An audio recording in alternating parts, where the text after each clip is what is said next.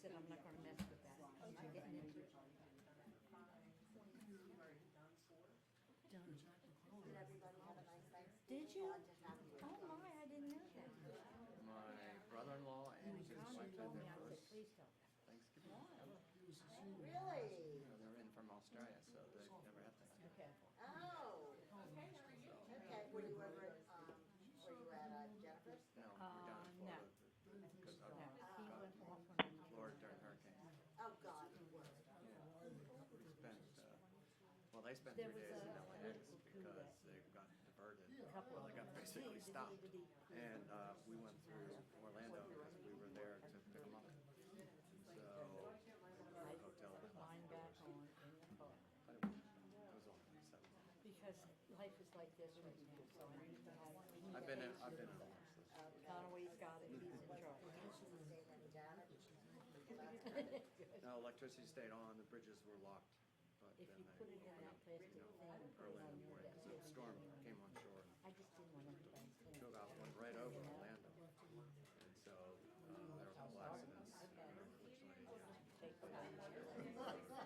a baby was killed on the road, somebody was going the wrong way. He got on the opposite side of the road and hit a tractor trailer. I'm hoping I'll have I think the baby was killed. it's not that expensive. So there were a couple, I think that big thing is less than $7. a lot better than A lot of liquor, a lot of sugar for that kind of money. So I had been texting her. Of course. Yeah. So after it went over, she said, It's "We're two. fine." She said, "We didn't lose power." and it was Good afternoon, everyone, and welcome to the November 30th Delaware Public Service Commission meeting.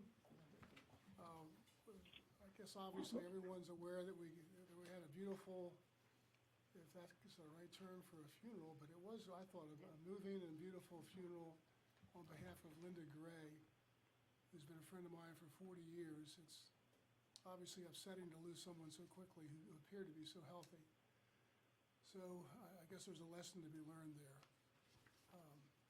Also, people, probably a person you know here knows, perhaps myself and Jim, and that is that Jack McClellan, who was a long-term, 15, 16 years, and Gina too, commissioner here, passed away as well.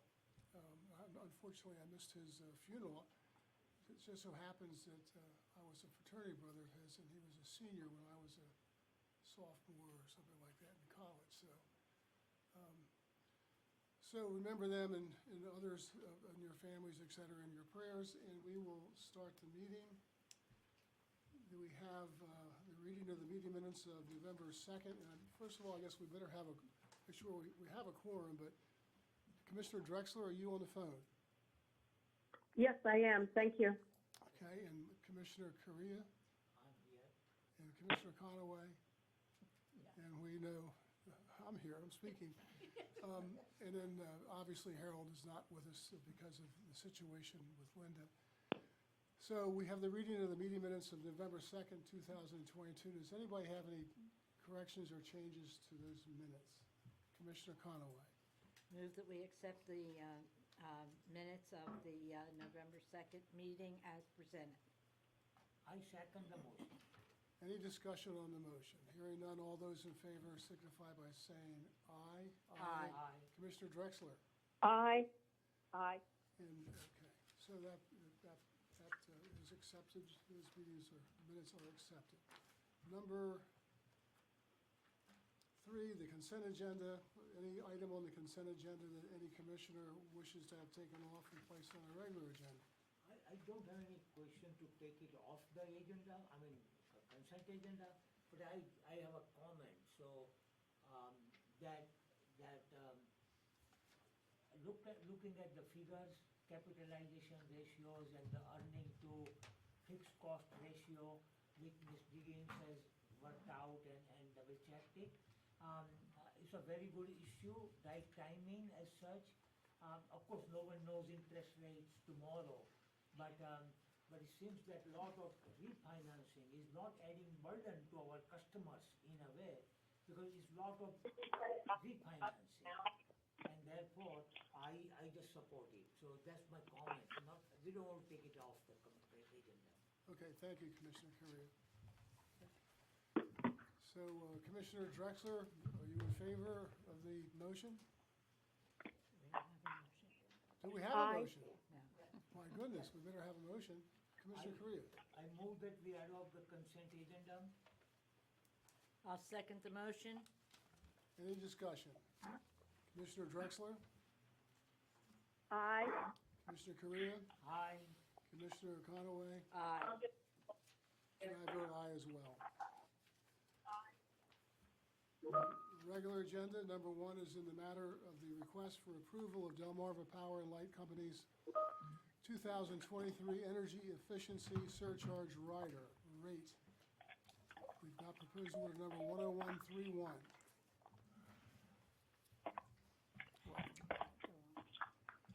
Good afternoon.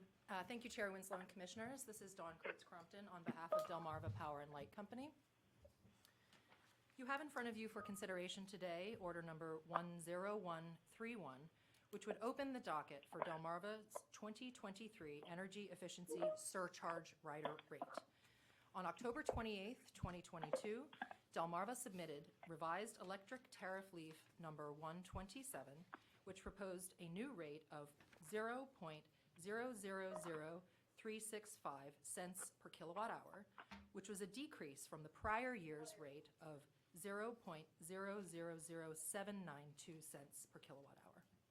Delmarva requests that the Commission approve the tariff rates set forth in leaf number 127 on a temporary basis and subject to refund following review and final approval by the Commission. I thank staff for preparing the proposed order and allowing Delmarva the opportunity to comment. Delmarva is in agreement with the form of order presented to you today, and we respectfully request that you enter order number 10131 as submitted. Thank you. Thank you, Ms. Kurtz-Crompton. Ms. Iori? The DPA does not oppose the proposed form of order. Thank you. Mr. Geddes?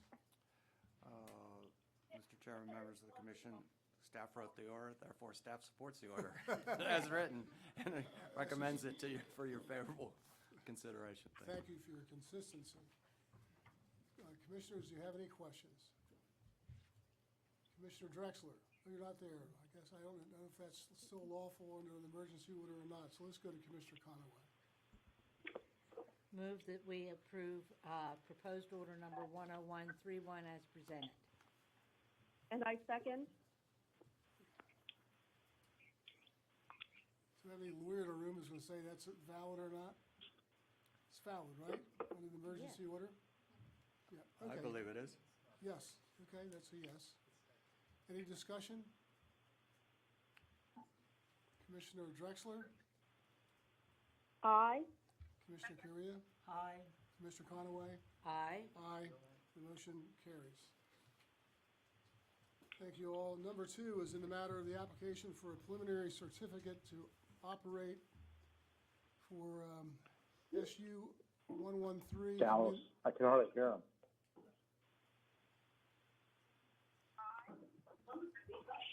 If you're on the line, if you'd be kind enough to look at your piece of technology and where it uses the word mute, execute a mute, please. Number 2 is in the matter of the application for a preliminary certificate to operate for SU 113 Community Energy Facility. And we have proposed order 10132. And who do we have to present this? I don't recall. I'm happy to start. You have 4 of these applications before you, all from Turning Point Energy. There has Mr. Hardigan represented to you. I believe that we have on the phone a Joe Rosenberg, who's a representative of Turning Point Energy, if you have any questions with regard to these applications. I believe that they're on the regular agenda since they are the first ones, and probably in the future they might be on the consent agenda, but this is obviously a new type of application, and staff supports a favorable consideration of all four applications. But as I said before, I believe that Mr. Rosenberg's on the phone if you have any questions, technical questions with regard to these applications. Thank you, Mr. Gittes. Ms. Kurtz Crompton, any words of wisdom for us? No, Your Honor. We would just like to comment that this is part of the Delaware Community Solar Program, and we're excited to see that there's progress with Turning Point Energy, as well as other developers, as we start to see all of these efforts come to fruition here in Delaware. Ms. Iori? Thank you, Chairman Winslow and Commissioners. The DPA does not oppose any of the orders in regular agenda items 2, 3, 4, and 5. Thank you. Thank you very much. And Mr. Gittes was absolutely correct. I guess in the future, these will be on the consent agenda. Commissioners, any questions? Commissioner Correa? I move that, can we combine all the Yes, sir. motions? Please do that. Yes. I move that we adopt orders number 10131, 10132, 10133, 10141, and 10142. Thank you. Commissioner, I think we've already done order number 10131. So we'd start with 10132. Yes, 132, yes, 1033, 10141, 10142. Yes. Commissioner Conaway, Second the motion. any discussion on the motion? Hearing none. Commissioner Drexler? Aye. Commissioner Correa? Aye. Commissioner Conaway? Aye. And I vote aye. The motion carries. Thank you all. Number 6 is in the matter of Delmarva Power and Light Company's proposed long-range distribution plan.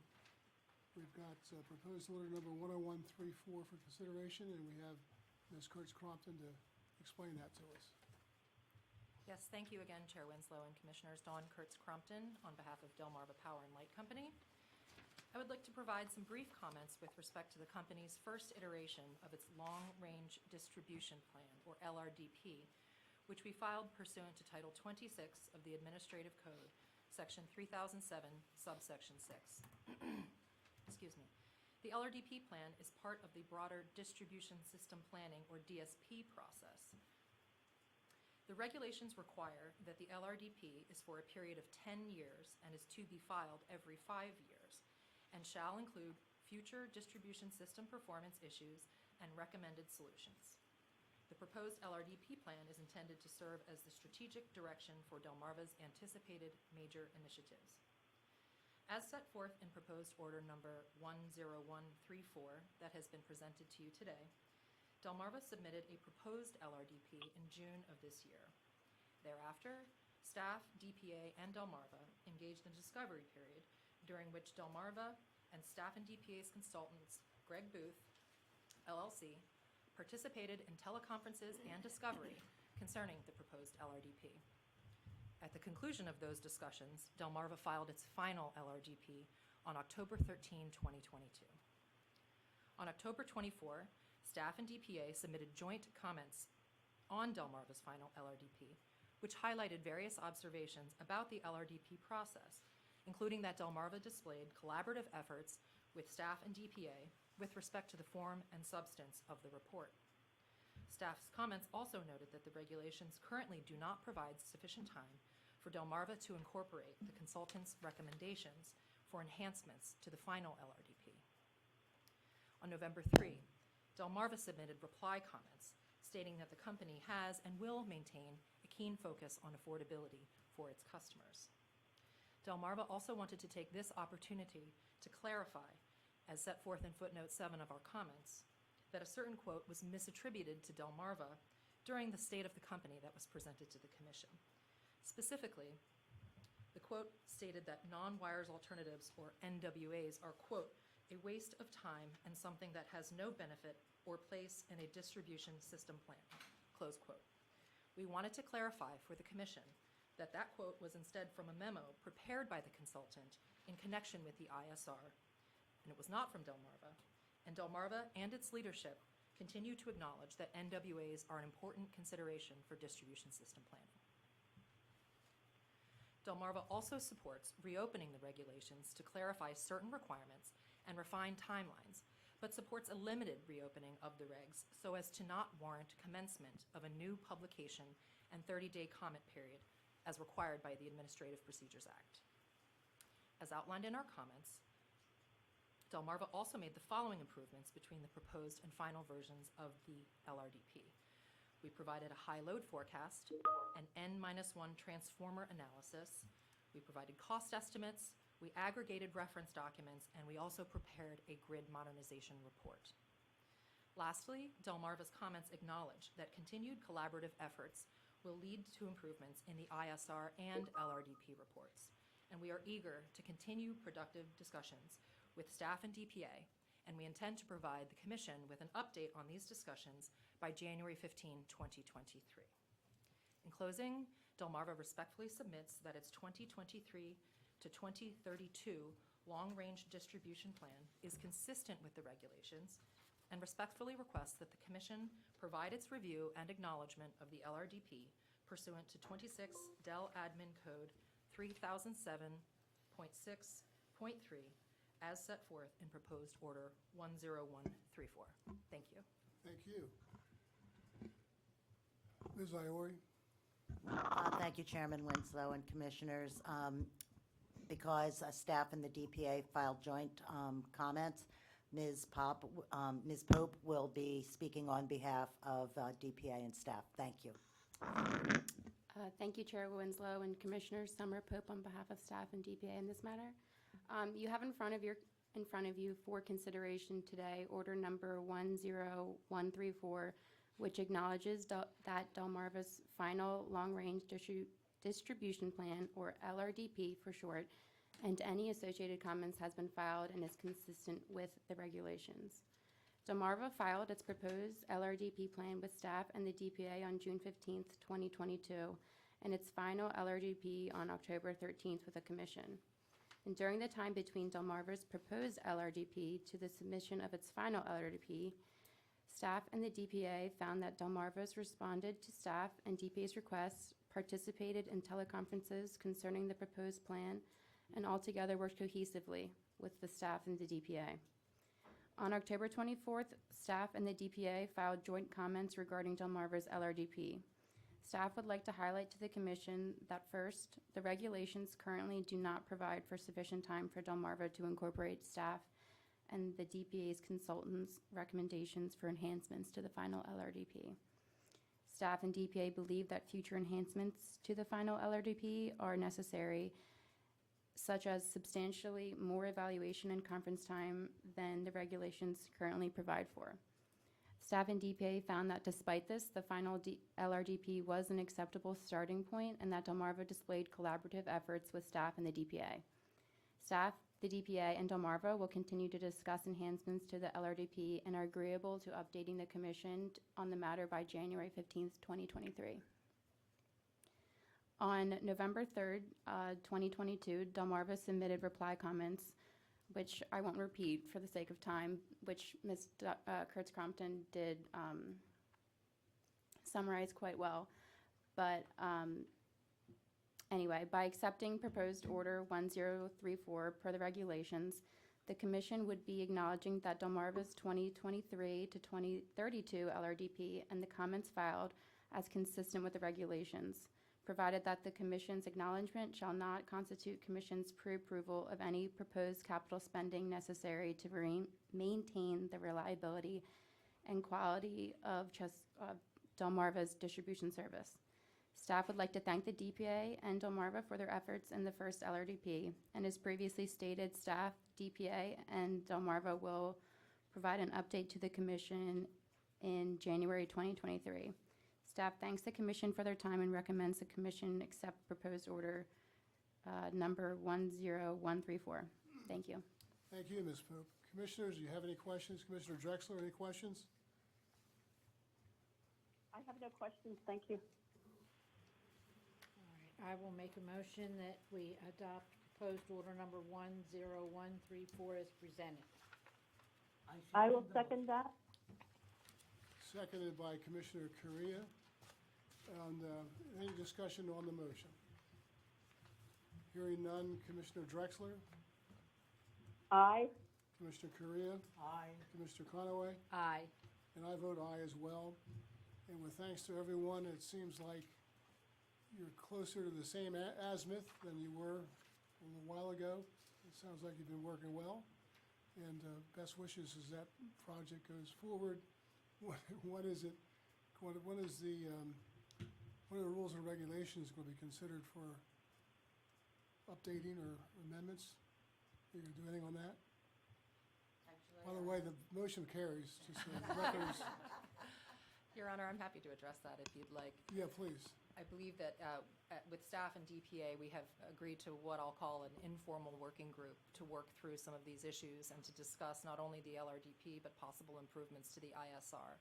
Because we acknowledge and understand that it's important that external stakeholders have some guidance in our processes. And so we just want to make sure that the structure is set up so that we can follow through on those commitments. So I would suggest that I don't anticipate that we will have proposed regulations by the January 15 timeline that we stated, but we are invested in working collaboratively with staff and DPA to get that in front of the commission as soon as practicable. Thank you very much. Number 7 is in the matter of the application of Chesapeake Utilities Corporation for approval of its environmental rider rate.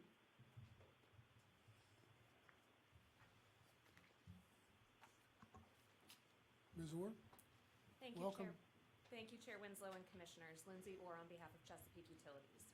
You have in front of you order number 10138, which approves Chesapeake's request to maintain its environmental rider rate of .0009 cents per CCF for all firm delivery service customers effective with service on or after December 1st, 2022.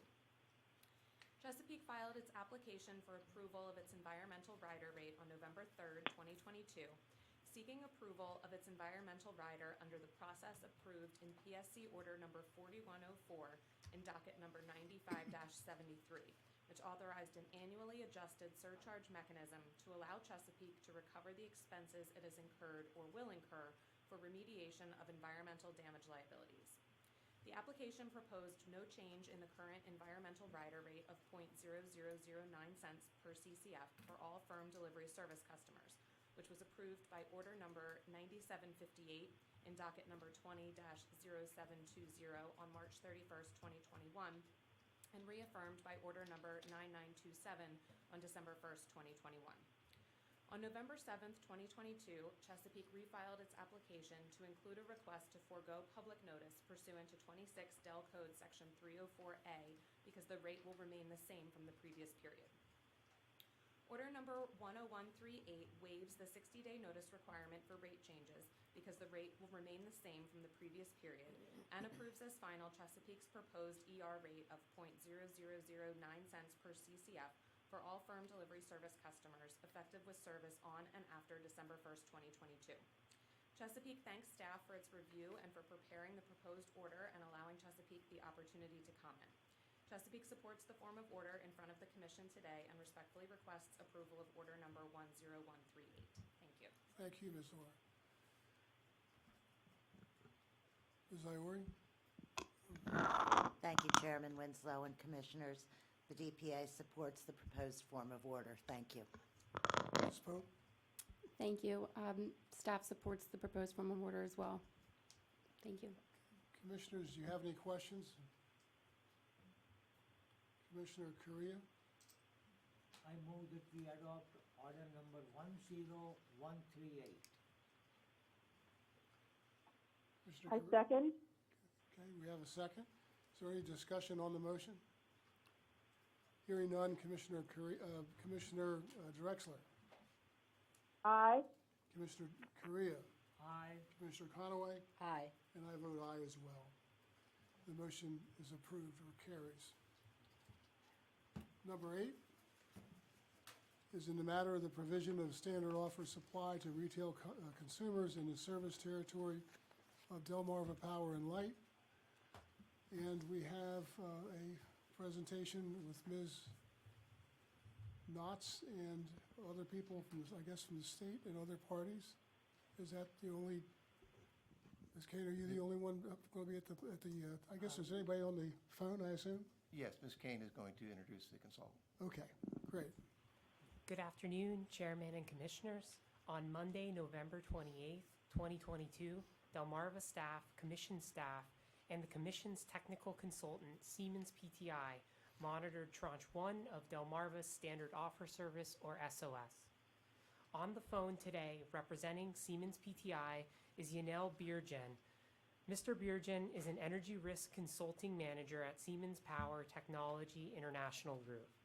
Mr. Biergen has more than 18 years of economic and financial modeling experience in the energy industry. The slides of Siemens' presentation can be found linked on the Commission's agenda for those who would like to follow along. It may be viewable on stream. At the end of the public presentation, staff would respectfully ask you to approve the bids. Should you wish to review the actual bid results, the Commission can vote to go into executive session for a confidential presentation. Mr. Biergen, are you on the line?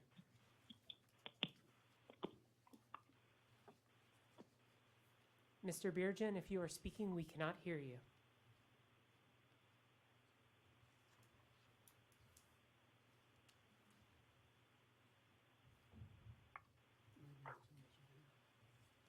Is there anyone else from Siemens who may be able to speak?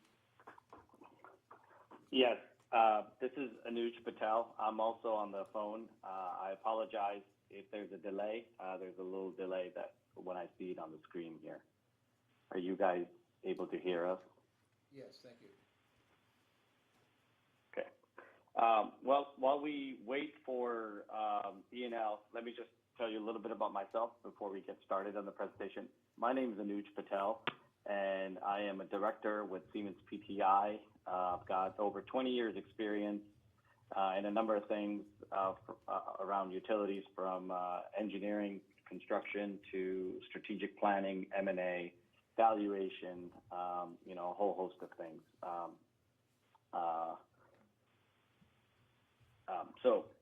E&L seems to be having difficulty getting in, so I will just continue with the presentation in the interest of time.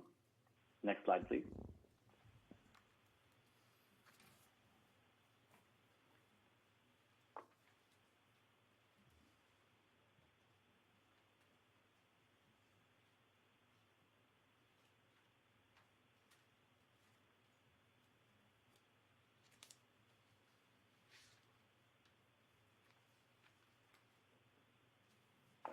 Sounds like I have control of the screen.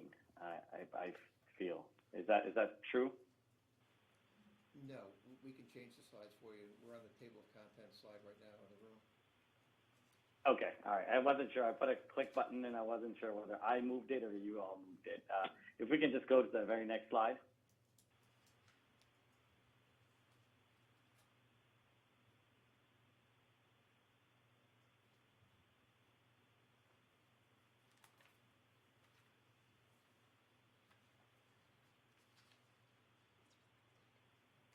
We're there. Okay, I guess it's not showing up on my screen, so I will see if I can just put it up on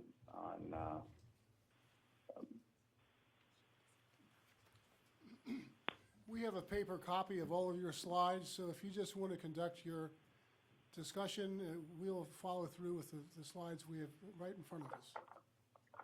Okay, that sounds good. I'm starting on page 3, which is the executive summary. Siemens PTI, as mentioned earlier, we completed the monitoring activities as a technical consultant for Delmarva Power and Light's Tranche 1 auction, which was conducted on November 28th. The auction was soliciting bids for standard office services across numerous classes of service. We concluded that the energy markets, even prior to the start of the auction, were very high currently, but the conditions were not adverse to delay the auction. The energy markets were higher than what they were in the past, and partly because of markets and where they are today. Opening bid prices for Tranche 1 was set at a level that reflected the market, and also to encourage participation from the bidders that we had. The auction process was consistent with the RFP guidelines from the start to the finish. The level of participation across the 4 residential, commercial, and small commercial and industrial blocks indicated that the process was competitive. We did see a very competitive bidding prices to reflect that. The winning bid prices for all 4 of those were consistent with market conditions based on our assessment of where the markets were the day the auction started. The level of participation also indicated that, for the other blocks that we had was not competitive for those blocks. Next slide. We independently monitored the entire RFP process. We reviewed the tasks and materials of how it was communicated to the suppliers before as well as after the auction. We reviewed the website to make sure the controls for the bidders were well understood. We also monitored the bidders' eligibility and confirmed the NLX, which is the service provider for the auction. Their fees were consistent. We developed a power market assessment to develop what the power prices should be, and we approved the opening prices. We also did an independent analysis around the winning prices and felt that the winning bids were within the range of the assessment that we conducted. The entire auction was done remotely, and the results were confirmed with the commissioner staff and NLX after the auction. Hello? Is that you, ENL? Yes, I'm sorry, this is Yonel Bijan. I tried to get into the meeting. The password wasn't accepted several times. So this is I was in the meeting for half an hour and then I was dropped. The call was dropped. No worries. ENL, do you want to take over? I'm on page 5 of the presentation. Yeah, absolutely. Thank you very much for your help. So if we move to the next slide. We had some technical difficulties with that, ENL, so I'm just actually working straight off of our deck, and the commissioners are able to follow along since they have a hard copy. Very good. Very good. So let's go into the overview of the auctions. The Tranche 1 auctions were held to procure power for all customer classes mentioned below for a total of 379.3 megawatts. The volumes are listed in this table. The contracts for residential and small commercial industrial service type was for 2 years, starting June 1st, 2023 to May 31, 2025. And the other 3 services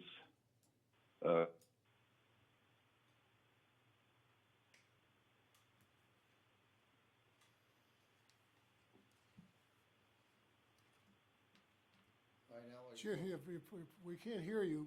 I assume you said June 1, 2023 to May 31, 2024. Would you move on, please? Sounds like ENL is having a connection issue, so I guess I'll pick it up. Thank you, sir. The other ones that you see there, the medium general service, large general service, and the general service ones, they were a 12-year contract, as you can see, and for those, you can see the block size as well as the total megawatts. Next slide, please. The level of participation, varied. As you can see, this is a history of the table that you see there on the bottom represents a history going back to 2016. The first line that you see there under count is the expression of interest. This is where, these are the bidders kind of indicated that they would be interested in bidding, but then we also have certain collaterals that they have to put. And so as a result, only 8 of them, 8 in 2016 and 7 in 2023, were eligible. And then in terms of actual, as you can see in 2023, we only had 4 actual bidders. At the very last minute, 3 of the bidders dropped out. And but we had 4, so we continued on with the auction. Next slide. As I mentioned earlier, prior to the auction, we conducted an independent assessment of the market, and we submitted those prices to NLX to socialize with the bidders. As part of that market assessment, we identified and analyzed, are there any adverse market conditions that could result in us postponing the Tranche 1 auctions, and we didn't feel that was the case, so we continued on. We also verified NLX's opening price for each block, and we also took in consideration feedback from the suppliers. There's been a lot of volatility in the market, so there was a lot of movement, and as a result, our report to you guys prior to the auction was slightly delayed because the numbers were moving around greatly versus the past years. And we also reviewed and verified the estimate of prices that were submitted, and we felt that these were in line. Next slide. Enel, are you back? Okay, he's not. Okay, so as part of... I'm back, but for the benefit of the... I am back, but for the benefit of the presentation, I would ask you to continue. Okay, all right, no worries. All right, page 8 is the gas forward market. If you concentrate on the top left graph, and I'll go through each one step by step. On the left-hand side, as you can see, we've got a gray area. The gray area represents the range of prices over the last 2 years. The dotted line is the mean price across those 2 years that you see. And by the x-axis that you see there is basically, today going forward 2 years. The red line that you see there is on the 25th, when we conducted this assessment, this is where the prices were based on the forward markets. The red line that you see there is materially higher than the turquoise color line that you see there, which was last year. And then the blue line that you see there at the very bottom of this graph is what it was in 2020. So the key takeaway here is the natural gas prices have continued their rise over the last 2 years. And this trend has basically resulted in higher power prices that are being bid by the various suppliers. And there's a whole rationale for why the natural gas prices are doing what they are. And a couple of those are kind of listed here around storage levels, as well as the geopolitical events that are causing a transition in the gas industry. The right-hand side that you see there is the price. So right lower, the graph that you see there is basically gas price trends for Zone 6. As you can see, for Tranche 1 that we conducted last year, the prices were significantly lower than where they were this year. So again, when you factor in these higher natural gas prices, we're going to see that reflected in these higher bids coming back. Next slide. Yeah, Anuj, if you don't mind, I'll take it from here. Okay. So, as Anuj mentioned, there is a strong connection between gas and power markets, especially in the forward markets, which actually are transactions for delivery in the future at specific prices that are quoted. And in the generation stack, natural gas is at the margin in the PJM DPL zone, meaning that generators that use natural gas are pretty much setting the clearing price in the market. So if we look closely at the charts for the forward prices and in gas and power, on this chart, the dotted lines are the prices for last year auction. The solid lines are the prices for this year auction, November. The green line is the gas price with the numbers on the right-hand side axis, vertical axis. The power is the solid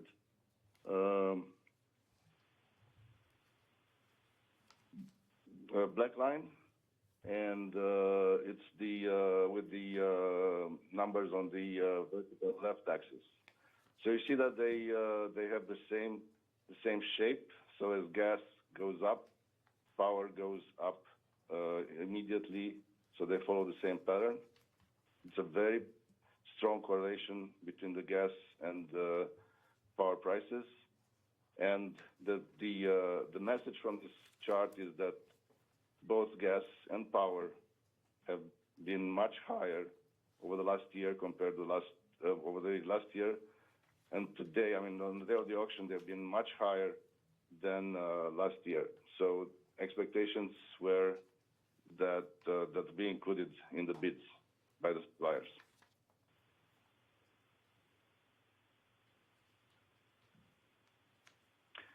So next slide.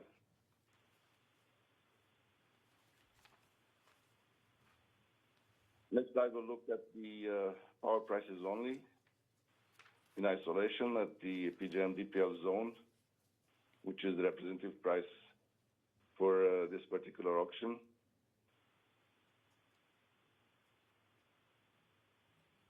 And as I mentioned before,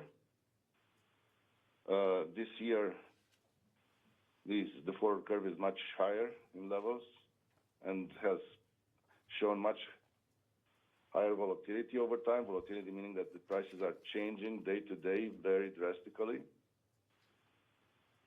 And quantitatively, first year, so going from June to July, June 23 to May 24 of the auction, the first 12-month strip, were higher 36% relative to last year's price at the same time of year.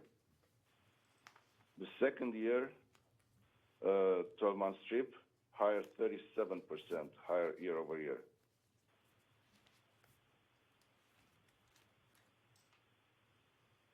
And if we move forward,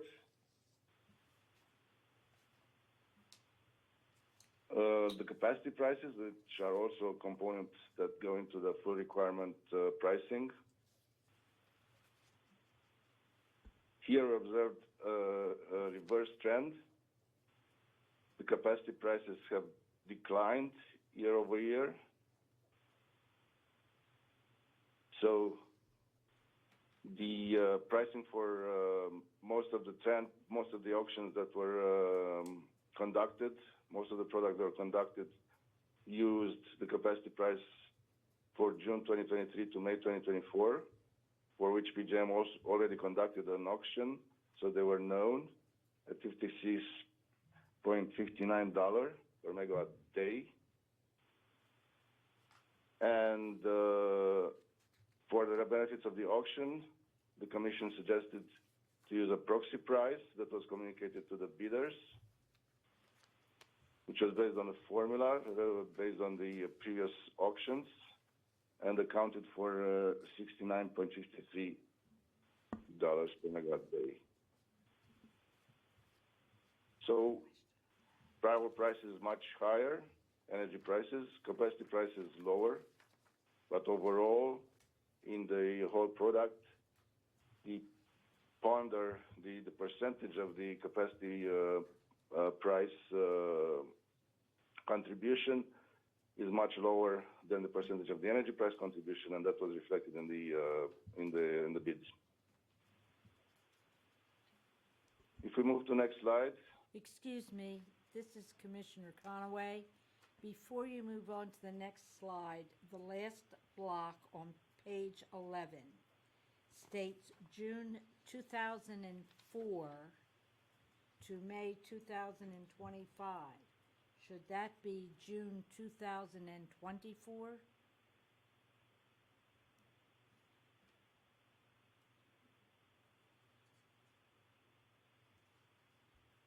Yes, you're correct. Thank you.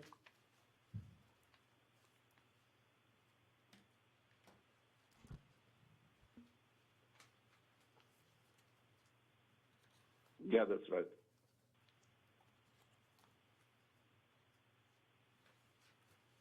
Mr. Patel, this is Commissioner Winslow.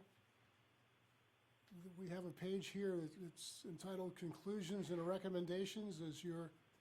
Has your conclusion or recommendations changed since this was printed?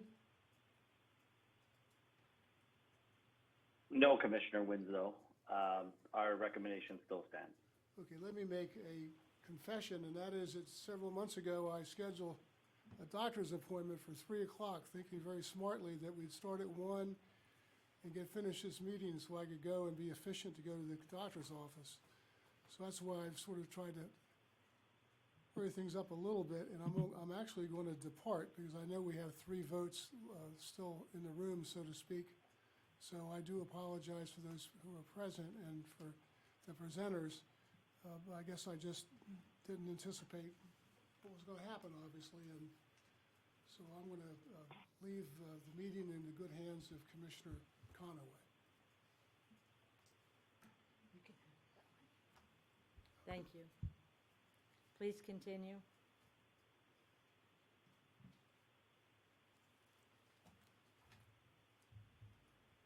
Mr. Patel. So our conclusions Go ahead. and recommendations are as follows. The energy market currently exhibit prices and volatilities at very high levels, but the conditions were not adverse as to delay the RFP process.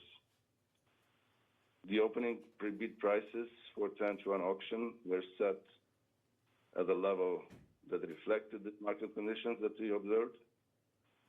At the same time, they encouraged greater supplier participation.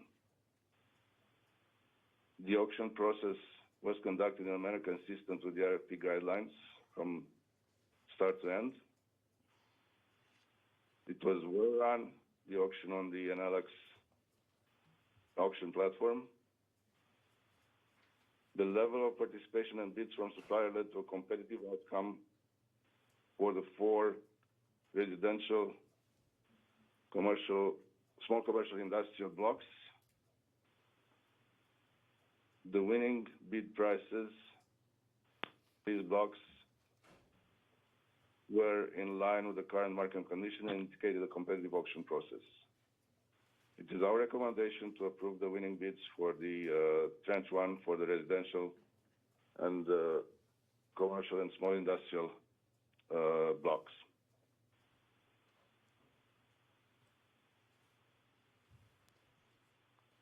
Thank you.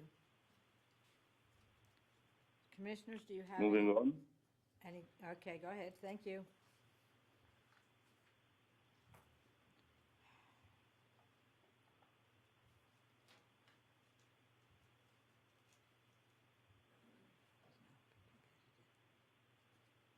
With respect to the other blocks that were auctioned,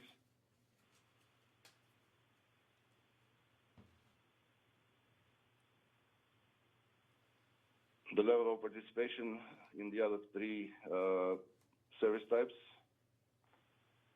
in the number of pattern of bids submitted, indicated the process was not competitive, and our recommendation is to re-auction these blocks at a future time.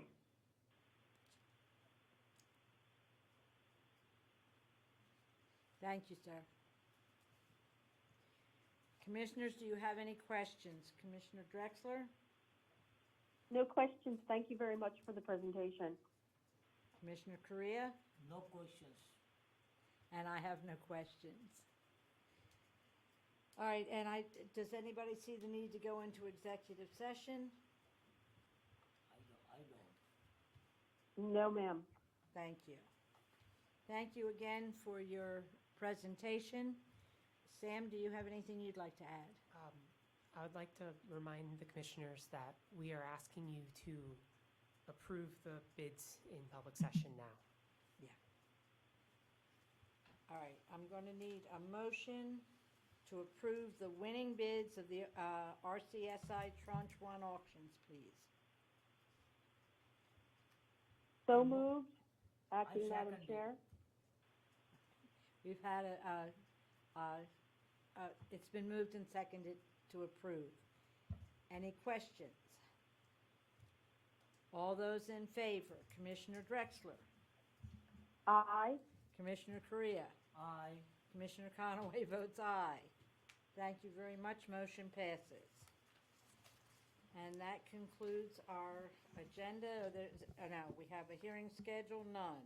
Is there any member of the public who would like to make comment? All right, there being none. Administrative matters. Madam Mr. Acting Hartigan. Chair, our next meeting will be December 14th. Thank you. Okay.